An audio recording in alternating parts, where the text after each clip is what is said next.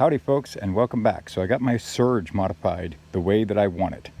One thing that I might yet do if I can ever find it, but we'll get to that in a second. So let's see what I've done. Now I've done this for a specific purpose, to make this into a bushcraft Surge that covers all my bases and sticks to the rules of the show alone, because hey, it's fun to build something around a theme. Alright, so we have the normal tool set, the scissors, the straight blade, and the T-shank with the file in it, which at first I thought I was going to hate this file, and it turns out it's better than expected, and I have it backwards, not that that's a big deal. The coarse side will in fact sharpen an axe, and the fine side will in fact sharpen your knife blade. And the great part here is that it's removable. You know, a lot of tools like this have a file, but not too many of them have a file that you can take out and sharpen your knife blade and put back when you're done. Now, for the, and I put it in backwards again, that's okay. For the show alone, they don't allow you to have any loose tools, so keeping the normal saw blade, you know, with you is not an option. Like, it can't be loose. It has to have a home. So, wanted to put a fixed saw on there. So, this is what I've got. Ignore the little weld splash. That's not metal burn. It's just where the, yeah, you get the idea. It's not critical. These don't come with a fixed saw blade. These come with a, there it is, with a serrated blade there, which is longer than this.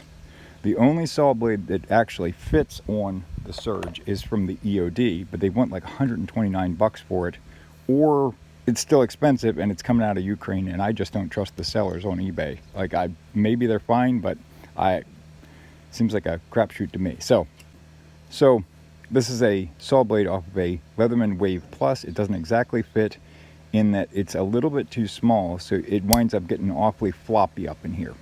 So all I've done is added a little bit of weld right here at the back, and then ground that down, and then a little bit of weld up top so that this has a foot that strikes up against this plate here. I'm sorry holding it off to one side. I kind of trying to see the camera at the same time. All right, so that way it locks up in there. It's not perfect, it does move a little bit, but I mean, you're going to have downward pressure when you're sawing on wood, and it doesn't move enough to be a nuisance. So there's that. Now, the inside tools. I did a video on the spoon gouge not too long ago. So that was this guy here. I took a 1/4 inch Allen wrench, and I flattened it off so that it would fit into here. I made it into spoon gouge and a regular chisel. So the chisel does strike down in there when you put it in, which winds up dulling the chisel.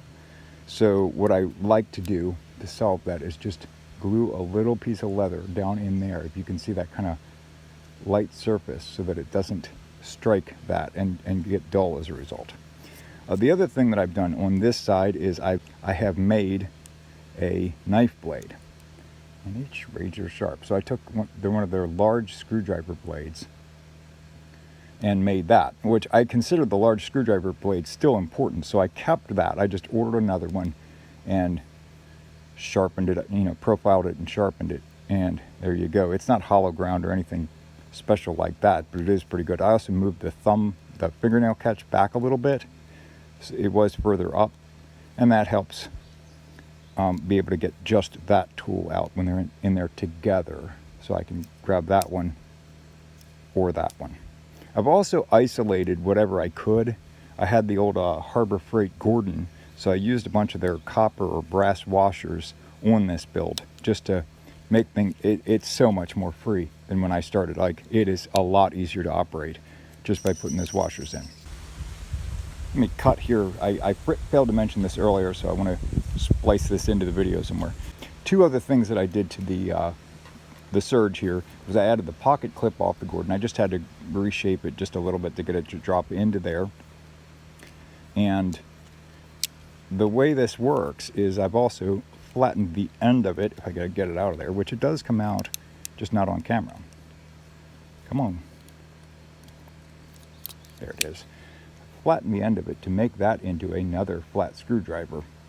And then I have notched all of my bolts. Now this is my tool. I'm sure that voided the warranty. I really don't care, because this allows me to loosen or tighten the bolts on the Surge in the field. No other reason for that. I mean, that way you don't have to carry that special bit with you. You can kind of work on these. Now, I probably should go through and do every single one of them that way, but I haven't done it yet, but maybe that'll be the next small modification. Now, on the other side, I took the can opener, which doesn't have a ton of use, but it does have some because it has the rope wire cutter on the bottom, and I moved that from that side to this side. So this is my dull tools side, which I still managed to cut myself with. You'll see. So I have the large screwdriver, the can opener, and the awl. Now I profiled the awl a little bit and I sharpened it, as the cut on my thumb will attest. But it was just a little bit too large to really work with well.